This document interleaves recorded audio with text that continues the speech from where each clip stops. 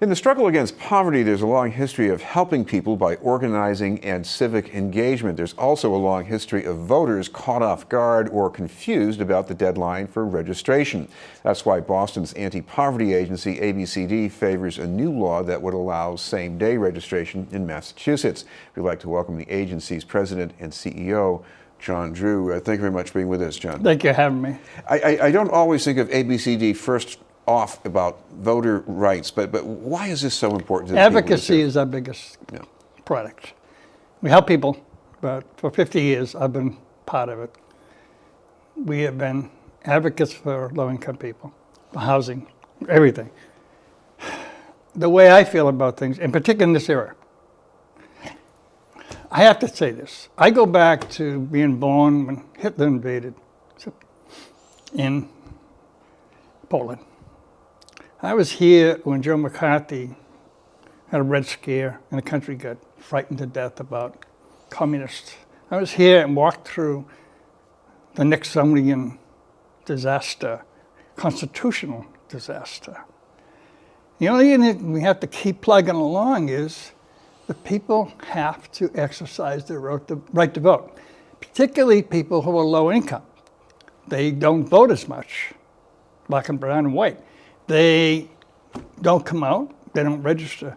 They're franchised. That's the only power you have in this country is your franchise, right to vote.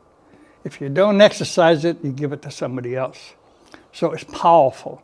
And when I look at what's going on now, the voter suppression, 3 million illegals voted, come on.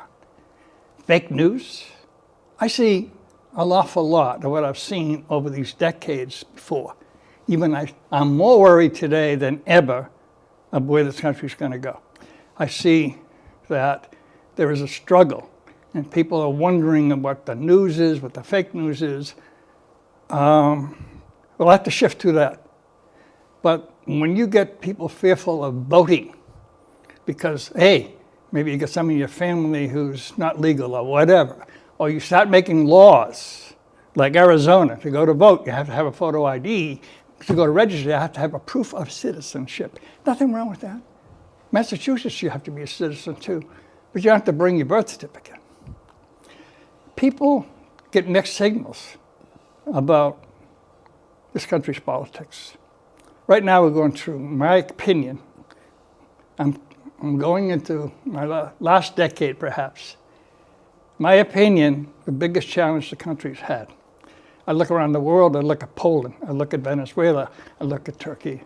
We've got the rise of the fascist. And in our country, we have the rise of people who really do want to suppress voting. They want power, and they do not want to give it away, and they'll do about anything they can to scare people to death. And that's what's happening. And voting is the one place where people can come out and express themselves. So if you have inhibitions, you have like 20 days before an election, you're not registered, you can't vote. Sure. Why is that such a big problem? Well, because a lot of people who are not registered don't know it because nobody tells them. We don't have a public education about this. Nobody's out there saying, register by this date. We try, best vote. But by and large, people go into their daily business, they go into their daily life, and they move, they don't get to go to the city hall. And then they hear about, your election, I better go. They just after Labor Day, too late.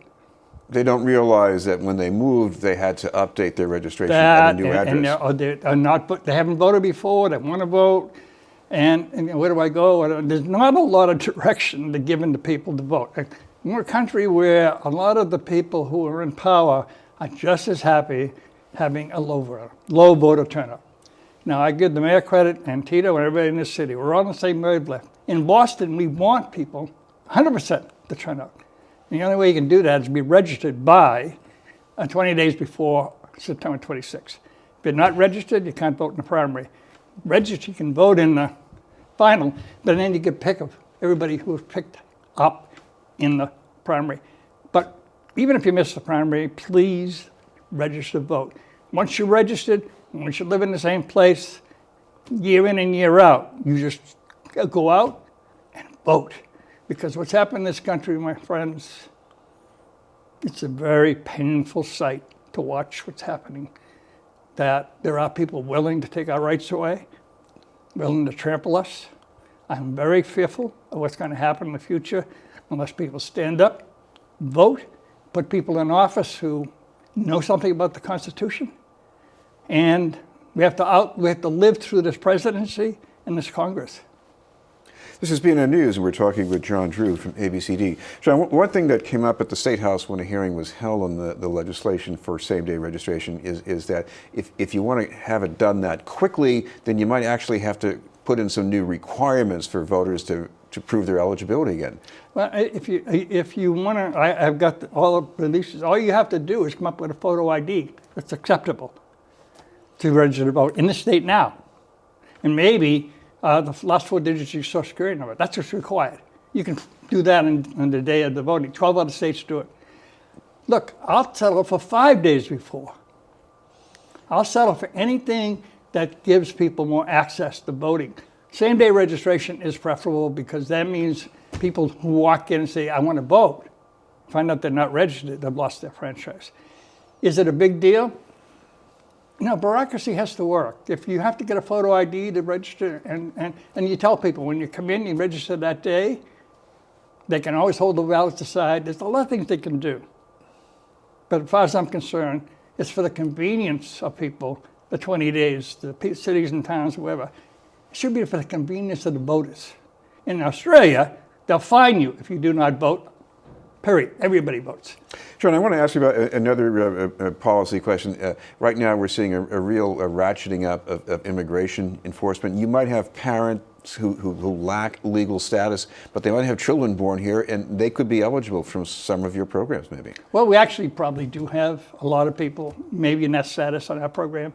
We actually have some programs where we're supposed to check whether somebody's legal or not, so families don't put them down. We have a country right now where we've had this sort of a policy, a non-policy of immigration where people have overstayed their visas. Not everybody comes up to the Mexican border. People come into work, they don't necessarily go home. So we're going to cure it all now. We're going to send everybody home. The problem is that you're dragging 2 parents out of a house. I just saw that. And leaving 2 children to go to foster care if there's no other family. Kids are illegal. This is not what this country's about. We don't have a policy. Right now, it's all about getting people back out of the country who don't have the proper documentation and or some kind of a minor traffic violation. It's not my country. That's not where my relatives came over here. They had to do the same thing. And I don't condone illegality, but I don't condone using politics or advancing yourself politically on the backs of poor people and people who are immigrants. And we should all find a way to work together to get the people, either get them citizenship or find some ways to work this out. But going in the dead of night, dragging people out of their houses is not that reminds me a little bit of Germany in the 1930s. Thank you very much for being with us. Thank you. John Drew from ABCD. Up ahead, sports with Pat Flaherty.